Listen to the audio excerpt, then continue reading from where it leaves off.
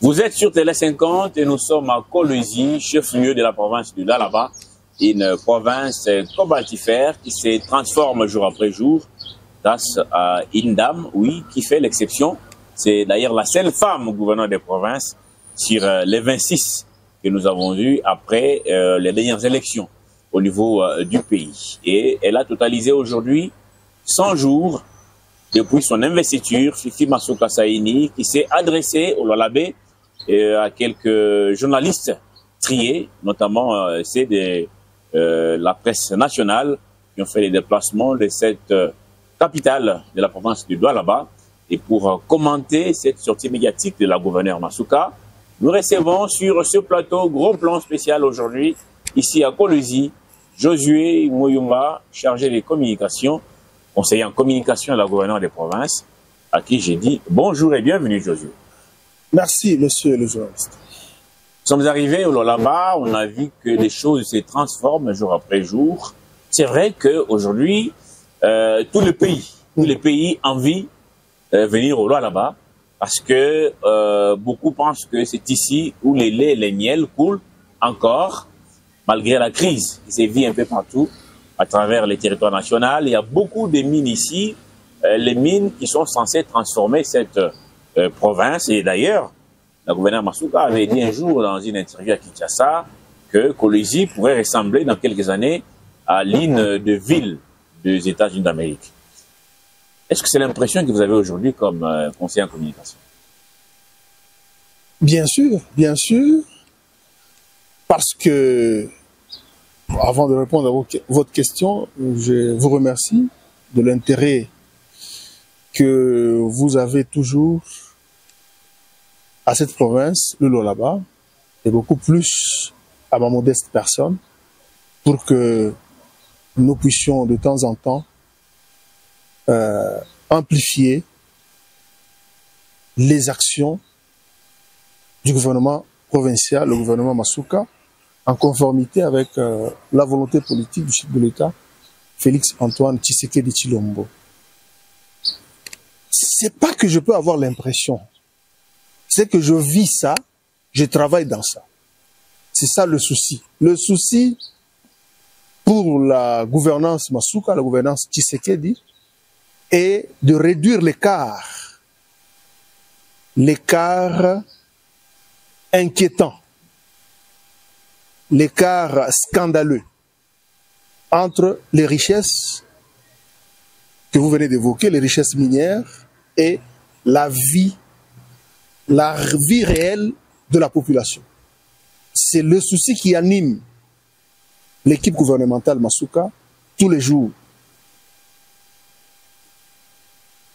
Comme vous le constatez souvent, elle sort rarement elle se confie rarement aux médias. Elle parle très peu. Elle veut beaucoup plus parler les œuvres. Et les œuvres, vous les voyez même tout autour de vous. Il y a des immeubles qui poussent, non seulement des immeubles de particuliers, mais des immeubles de l'État, des immeubles du gouvernement, comme on le voit avec le bâtiment qui va abriter les ministères au niveau de la province. Donc chaque jour, quand elle parle, beaucoup plus, c'est en faisant la moitié de ce qu'elle pense, de ce qu'elle annonce comme projet, qu'elle en parle. C'est ça la différence, c'est ça le mode de gestion, Tshisekedi, le mode de gestion Masuka dans la province du Lualaba.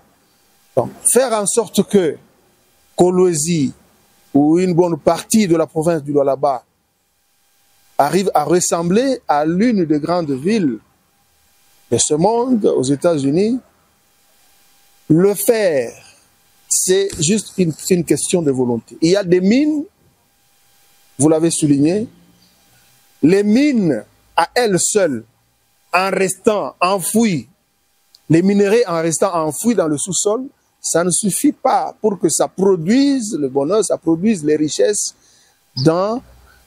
au sein de la population. Il faut une intelligence financière. C'est cette intelligence qui démarque Masuka avec d'autres gestionnaires de la chose publique dans ce pays. Elle prend des contacts, elle sait créer, elle sait frayer, ériger des canaux pour que l'argent rentre dans les caisses de l'État et que cet argent finance les milliers, finance les centaines de projets qu'elle a initiés depuis la période où elle a assuré l'intérim à la tête de l'exécutif provincial du Lualaba. L'autre fois à Kinshasa, sur le plateau des Télé 50, vous me disiez que là-bas aujourd'hui, c'est plus de 200 chantiers ouverts par celle qui hier encore était gouverneur intérimaire, aujourd'hui gouverneur Foul. Et au point de presse, cette question a été posée, d'où est-il finalement l'argent pour financer tous ces travaux? Est-ce que le là-bas est aujourd'hui surendetté? On va suivre cet extrait avant de commenter avec vous. Vous avez demandé si nous prenons des crédits ou comment. Donc non. Comme je l'ai dit tout à l'heure, en tout cas, nous avons fait ensemble avec toute l'équipe, pas seulement du gouvernement, ensemble, parce que même pour prendre un crédit, il faut l'accord de l'Assemblée. Jusqu'à présent, le président de l'Assemblée est en place. Il peut dire si je suis parti demander l'accord pour un crédit. À ce jour, c'est non. On vient de suivre la gouverneur Masuka, qui d'ailleurs a été aussi défendu par le président de l'Assemblée provinciale. On sent une complicité entre les deux, parce que dans beaucoup de provinces, il y a toujours des guerres entre l'exécutif et l'organe de contrôle, qui est l'Assemblée provinciale. Et ici, tout va bien. Vous allez nous expliquer pourquoi. Mais dans l'opinion, il y a quelque chose qui tape un peu à l'œil, c'est que vous avez un budget de 3 milliards de dollars. Et dans l'opinion, il y a cette interrogation. Vous avez un budget de 3 milliards de dollars pour 5 ans. Et dans ces billets, pratiquement 2 milliards, c'est consacré aux infrastructures. Ce qui paraît irrationnel. Est-ce qu'on peut dire qu'ici au Lualaba, on est dans des montages financiers, peut-être avec des mines, pour faire échapper ce qui devait revenir au trésor public, en multipliant des chantiers, alors que le budget n'est pas assez costaud que celui-là? Bon, la multiplication des chantiers, c'est plus qu'important. Le Lualaba mérite mieux que ce que nous voyons maintenant. Parce que, quand nous étions aux humanités, dans le cours d'histoire, de 5e primaire et 6e primaire, on nous a fait voir, on a étudié l'histoire du Congo, on a étudié la colonisation. Le roi des Belges, Léopold II, qui, selon certains historiens, considérait la RDC comme la poule aux œufs d'or, particulièrement le Katanga, parce que c'est le Katanga qui a les ressources minières qui nourrissent en grande partie la RDC, malgré qu'on ne peut pas minimiser les ressources d'autres parties, d'autres régions du pays. Il appelait la poule aux œufs d'or. Ça veut dire quoi? Cette poule qui produit les œufs en or, l'or qui vous permet d'être riche, qui vous permet d'avoir suffisamment de moyens, des ressources financières, cette poule doit être entretenue. Ne doit pas avoir des problèmes pour passer nuit. Ne doit pas avoir des problèmes pour se nourrir. Donc, cette poule, le Lualaba, cette province qui procure, qui finance, qui apporte plus au budget de l'État, cette province doit aussi avoir des infrastructures compatibles est-ce que c'est planifié? À la hauteur des finances qu'elle apporte au pays. Est-ce qu'on a assez d'argent pour finir tous ces travaux? Il y a ceci, c'est ce que je voulais dire. Vous avez suivi attentivement la gouverneure sur la réponse de la gouverneure sur cette question. Masuka a dit ceci. Les projets qu'elle a initiés, il y a des projets dont la durée des travaux, c'est 2 ans, 3 ans, mais l'ensemble de ces projets qu'elle a initiés pendant sa période d'intérim, la durée ne dépasse pas 2028, la durée de fin des travaux. La durée d'exécution complète des travaux ne va pas dépasser 2028. Donc, il y a des projets qu'elle initie. Je le disais, quand elle était pendant la période d'intérim, elle avait initié, dont les travaux sont presque terminés. Et il y a des projets qu'elle a initiés après, au début de sa prise de fonction, de son investiture pour son tout premier mandat comme gouverneur full. Donc, il y a l'échelon de financement des projets.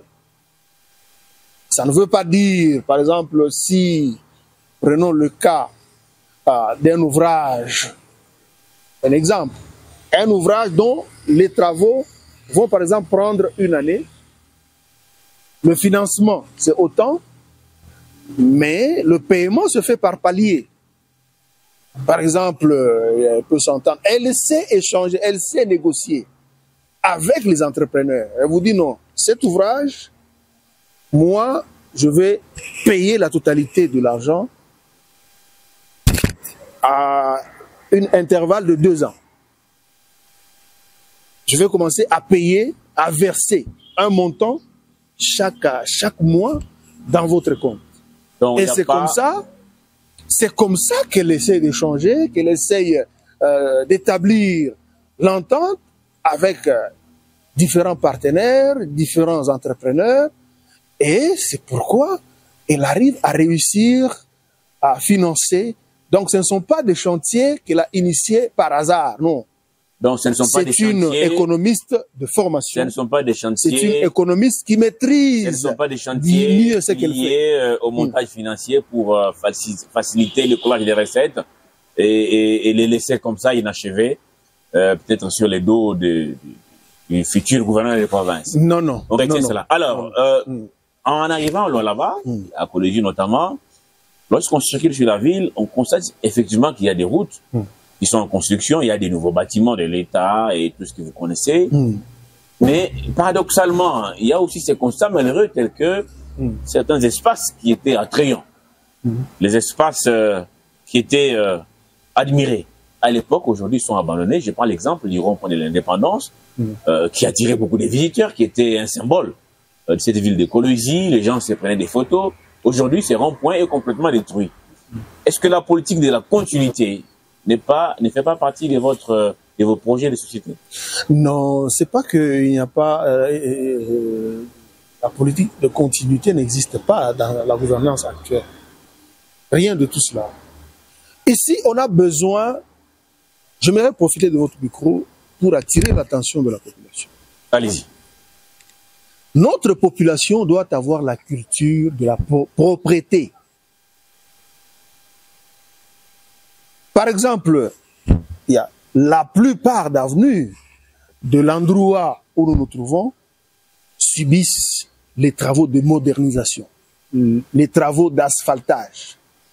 À côté de l'asphalte, il y a des voies de canalisation d'eau.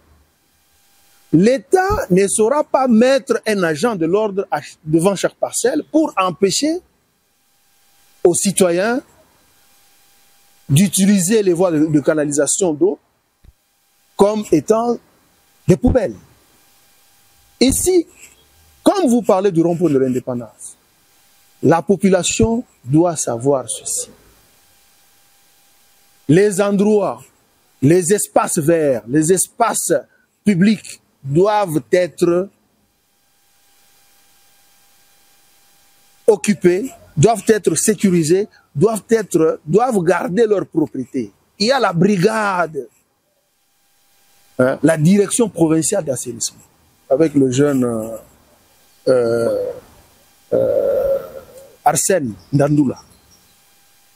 Peut-être vous avez vu ça, je ne sais pas il y a combien de temps, allez-y maintenant. Il y a des équipes déployées dans chaque coin, ou presque de la ville et des grands centres de la province, pour procéder, pour assainir les endroits qui font la beauté de nos agglomérations. Alors, donc, ici, merci. Ici, oui. La population devrait, j'aimerais attirer l'attention de la population à protéger les biens publics.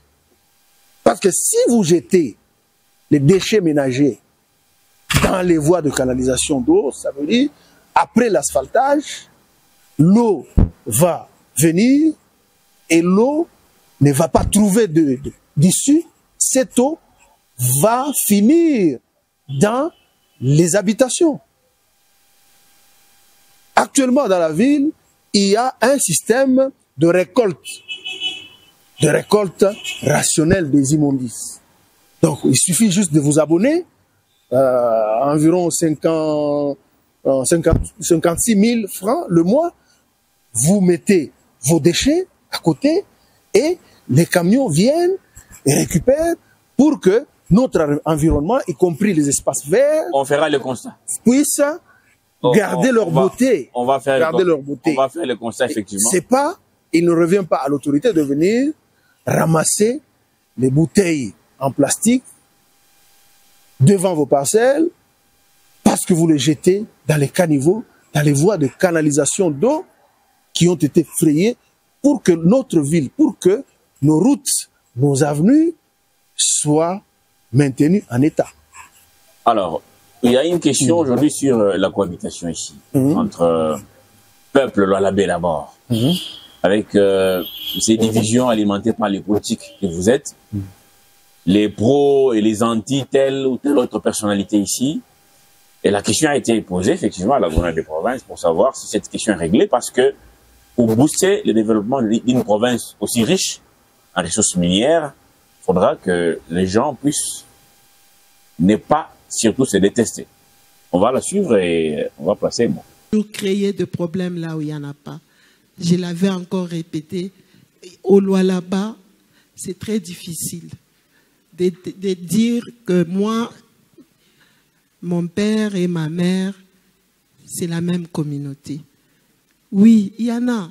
Il y a encore nos parents qui ont... C'est la même communauté, mais de plus en plus, c'est devenu très difficile. Donc, tu te mets à parler communauté, à la fin, dans ta propre maison, tu vas chasser même tes petits-enfants. Donc, je prends moi-même l'exemple, mais mon fils est marié à une fille, à une femme de l'Équateur. Donc, si je me mets en conflit dans les histoires de communauté, où seront mes petits-enfants? Je donne cet exemple, c'est pour que nous puissions nous dire que les communautés, oui, nous ne refusons pas, nous venons de communautés, mais nous sommes Congolais. Et ça, c'était seulement les politiques quand vous étiez venus. Donc, c'est très difficile. Moi, si je commence à vous dire, ma mère vient d'où, et là, elle-même, son père, sa mère, qui sont venus, j'ai beaucoup de communautés dans moi déjà. Donc, c'est très difficile. La cohabitation reste et restera. C'est ça même, le Lualabé accepte tout. Je suis mariée à un Kassaïen. Tu vois le cœur de Lualabé. Donc, nous ne refusons pas. Nous sommes toujours des gens qui sont pacificateurs.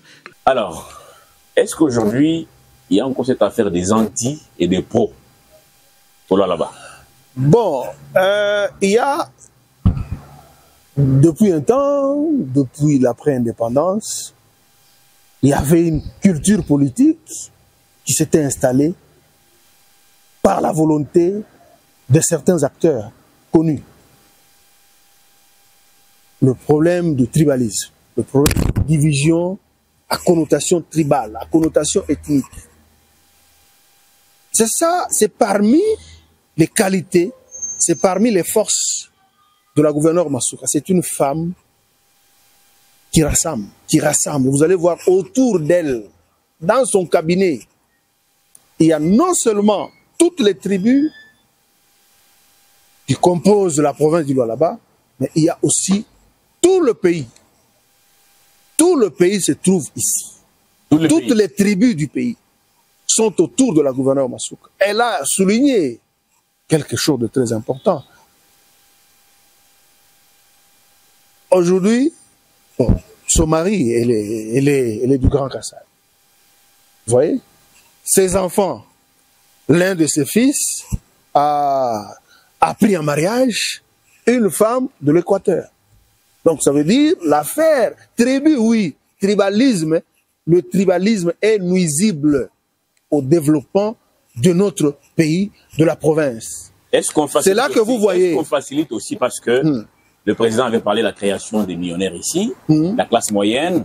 Est-ce que les autres tribus ont aussi accès à des avantages, à part des petits salaires? Est-ce qu'il y a des marchés octroyés aux gens d'autres tribus, d'autres provinces, ou c'est seulement son clan, sa famille? Non, c'est pourquoi je vous invite à travailler, à faire un travail de fond, à enquêter là-dessus. Vous allez vous rendre compte que si vous méritez, vous êtes un entrepreneur, vous avez tout ce qu'il faut. Il ne faut pas seulement appartenir au Katanga, au Lualaba ou à telle ou telle autre tribu pour avoir accès à un marché. Non. Il faut réunir les conditions nécessaires. Vous venez par exemple pour obtenir un marché qui devra déboucher à ce que vous puissiez repeindre l'immeuble à ma droite. Donc vous n'allez pas venir sans matériel, sans personnel, sans compte en banque, sans numéro impôt, et vous venez avec la tribu pour qu'on vous donne un marché. Non.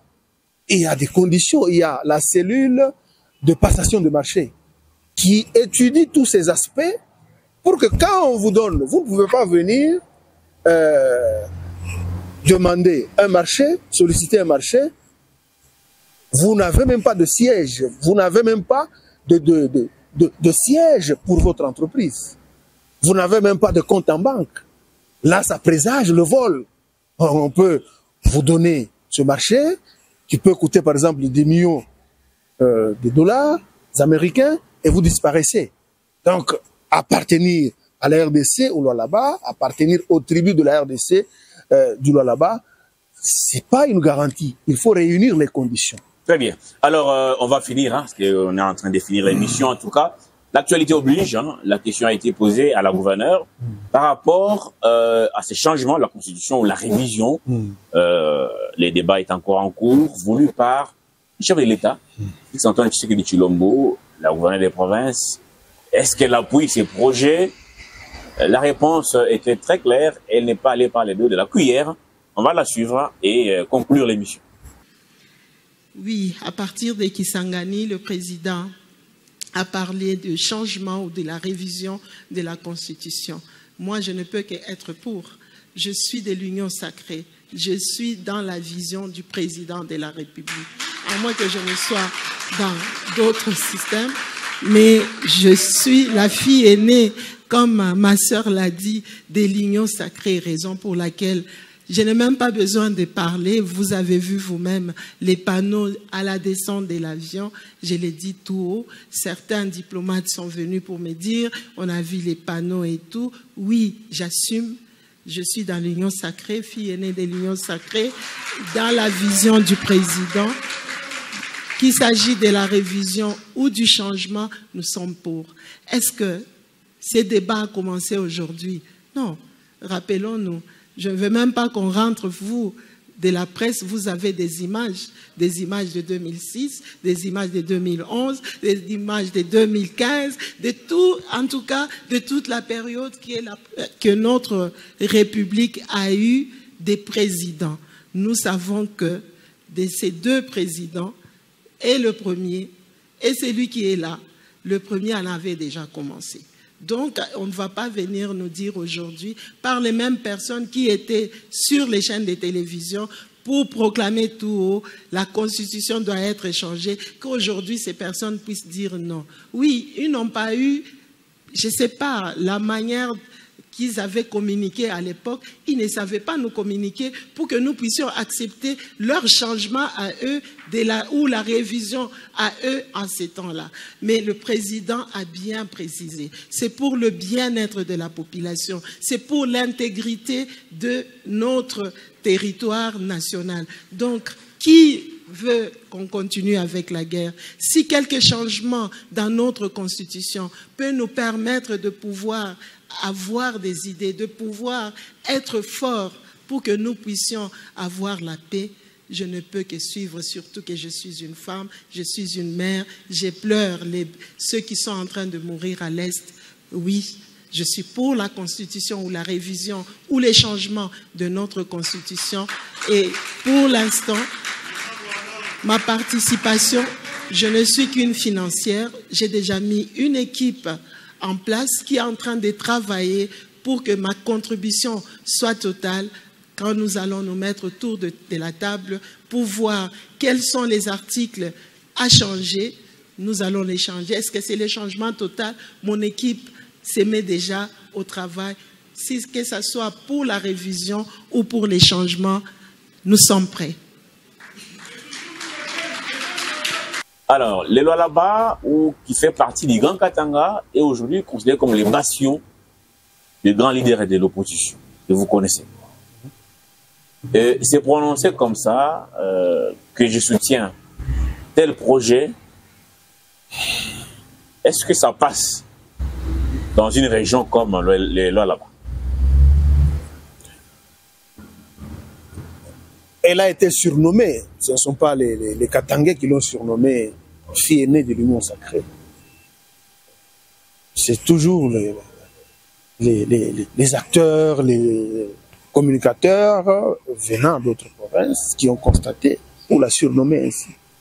Quand elle avait choisi d'entrer dans l'Union sacrée, bien sûr, beaucoup de compatriotes, beaucoup de nos frères de la région avaient mal digéré cela. Parce que, je l'ai dit depuis l'indépendance, il y a toujours cet emprisonnement tribalo-ethnique, tribalo-régional qui gêne, qui freine le développement de notre pays. Quand elle avait opté pour cela, je pense que beaucoup la prenaient pour une femme qui a pris une décision peu orthodoxe. Beaucoup l'ont considérée comme une traîtresse. Je l'avais dit. Mais regardez ce qu'elle a fait. Sous l'impulsion d'un chef d'État qui n'est pas originaire de cette région. L'actuel chef de l'État pouvait lui dire, en tout cas, envoyer toutes les ressources financières, que je construise mon village natal, le village natal, bien sûr, du chef de l'État. Mais le chef de l'État, qui n'est pas originaire de cette partie du pays, la pousse à travailler, la pousse à améliorer, à changer. Quand il est arrivé, sa première mission sous la casquette du chef, sous la casquette du chef de ce pays, du chef de l'État, Tshisekedi Félix est arrivé. Je l'ai dit plus d'une fois dans votre émission, dans vos différents numéros, sur différentes antennes du pays. Il était frappé par la pauvreté, pendant que c'est la province qui produit le plus de ressources financières, comme je l'ai dit tantôt. Donc, ça veut dire, étant fille aînée de l'Union sacrée, parce que l'Union sacrée, son adhésion à l'Union sacrée apporte chaque jour l'amélioration des conditions de vie de la population. Mais si le patron de l'Union sacrée veut qu'il y ait changement de la loi fondamentale, qu'il y ait modification de certains articles de la loi fondamentale, si ça, c'est en fin de compte, ça doit améliorer les conditions de vie de la population, quoi de plus normal? Il n'y a pas de problème, il n'y a pas de péché là-dessus. Bien sûr, tout, comme la gouverneure Bassouka l'a évoqué, l'a soutenu, elle a mis en place toute une équipe de ses collaborateurs chevronnés en la matière pour étudier les propositions qui vont aller dans le sens des intérêts de la population, les propositions qu'elle va porter dans les échanges scientifiques, politiques, de modification de cette constitution. Merci beaucoup, donc, Josué elle s'est toujours assumée, elle a toujours assumé ses positions. Bonne chance à et vous, souvent, quand elle prend ses positions, les gens lui donnent souvent raison avec retard. Et elle se trompe rarement. Peut-être on parlera du forcing, mais ce n'est pas le moment. Elle se trompe rarement. Ce n'est pas au moment de juger cela. Merci beaucoup, José Mouimba, pour cet échange. Il était très riche avec cette sortie médiatique de la gouverneure Masuka pour ces 100 premiers jours. Bonne continuité à vous dans ce que vous faites là-bas. La population, oui, c'est à elle de juger sur le travail abattu par la gouverneure Masuka. Et merci beaucoup pour tous ces détails.